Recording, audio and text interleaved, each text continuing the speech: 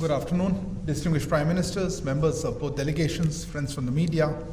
We will now begin with the press statements. May I now request Shri Narendra Modi, Prime Minister of India, sir, to make his press statement.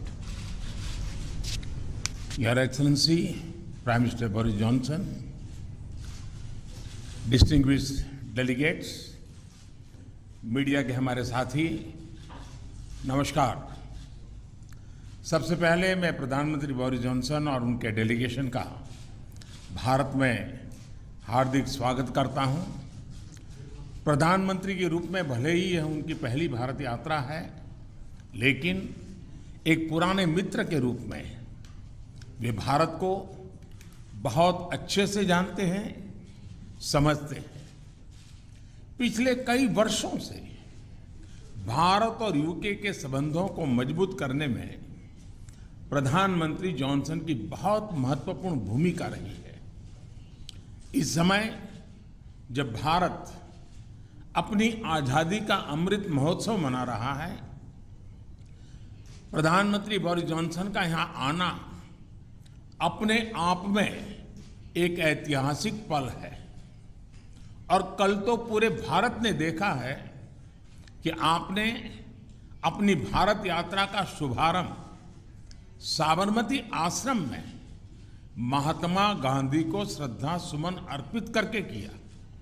Friend, पिछले साल हमने दोनों देशों के बीच comprehensive strategic partnership की स्थापना की थी और इस दशक में अपने संबंधों को दिशा देने के लिए हमने एक महत्वाकांक्षी रोड मैप 2030 भी लॉन्च किया था। आज की हमारी बातचीत में हमने इस रोड मैप में हुई प्रगति को रिव्यू भी किया और आगामी समय के लिए कुछ लक्ष्य भी तय किए। फ्री ट्रेड एग्रीमेंट के विषय पर दोनों देशों की टीम्स काम कर रही है। बातचीत में अच्छी प्रगति हो रही है और हमने इस साल के अंत तक एफटीए के समापन की दिशा में पूरा प्रयास करने का निर्णय लिया है। पिछले कुछ महीनों में भारत ने यूएई और ऑस्ट्रेलिया के साथ फ्री ट्रेड एग्रीमेंट का समापन किया है। उसी गति, उसी कमिटमेंट के साथ हम यूके के साथ भी एफटीए पर आगे बढ़ना चाहेंगे। हमने रक्षा क्षेत्र में सहयोग बढ़ाने पर भी सहमति व्यक्त की है। रक्षा क्षेत्र में मैन्युफैक्चरिंग, टेक्नोलॉजी, डिजाइन और डेवलपमेंट सभी क्षेत्रों में यूके द्वारा आत्मनिर्भर भारत के समर्थन का हम स्वागत करते हैं। फ्रेंड्स, भारत में चल रहे व्यापक रिफॉर्म्स हमारे इंफ्रास्ट्रक्चर मॉडर्नाइजेशन प्लान और नेशनल इंफ्रास्ट्रक्चर पाइपलाइन के बारे में भी हमने चर्चा की। हम यूके की कंपनियों द्वारा भारत में बढ़ते निवेश का स्वागत करते हैं और इसका एक उत्तम उदाहरण हमें कल गुजरात में हालोल में देखने को मिला। यूके में रहने वाले 1.6 मिलियन भारतीय मूल के लोग समाज और अर्थव्यवस्था के हर क्षेत्र में सकारात्मक योगदान कर रहे हैं। हमें उनकी उपलब्धियों पर गर्व है और इस जीवंत सेतु को हम और मजबूत करना चाहते हैं। इस दिशा में प्रधानमंत्री जॉनसन ने निजी रूप से बहुत योगदान किया है। इसके लिए मैं उनका अभिनंदन करता हूं। फ्रेंड्स, हमने ग्लासगो में आयोजित COP26 में लिए गए संकल्पों को पूर्ण करने के लिए अपनी प्रतिबद्धता जताई।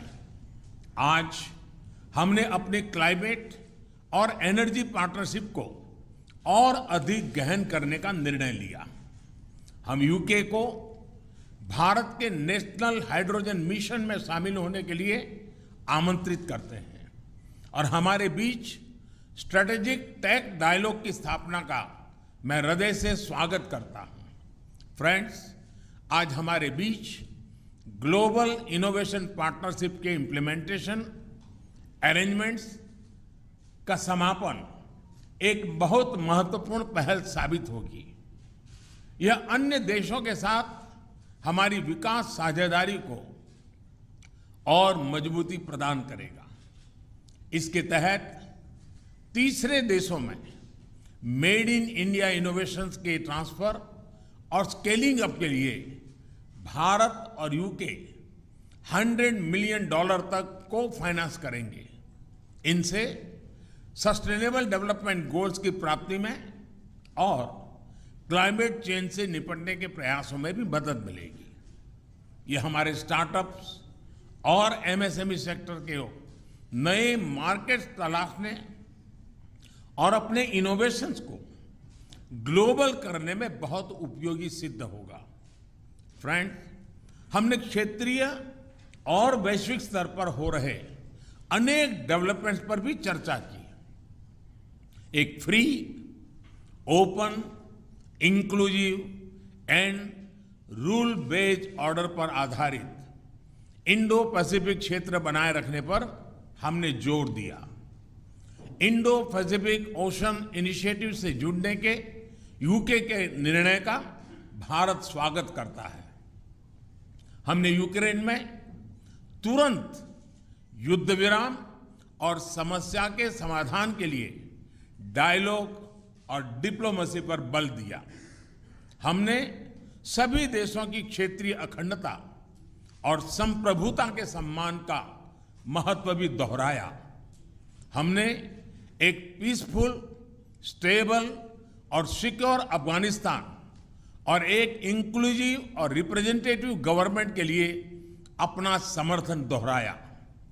यह आवश्यक है कि अफगान भूमि का प्रयोग अन्य देशों में आतंकवाद फैलाने के लिए नहीं होना चाहिए। एक्सेलेंसी, आपने हमेशा भारत और यूके के संबंधों को मजबूत करने के लिए विशेष प्रयास किए हैं। इसके लिए हम आपका अभिनंदन करते हैं। एक बार फिर आपका और आपके प्रतिनिधिमंडल का भारत में हार्दिक स्वागत है।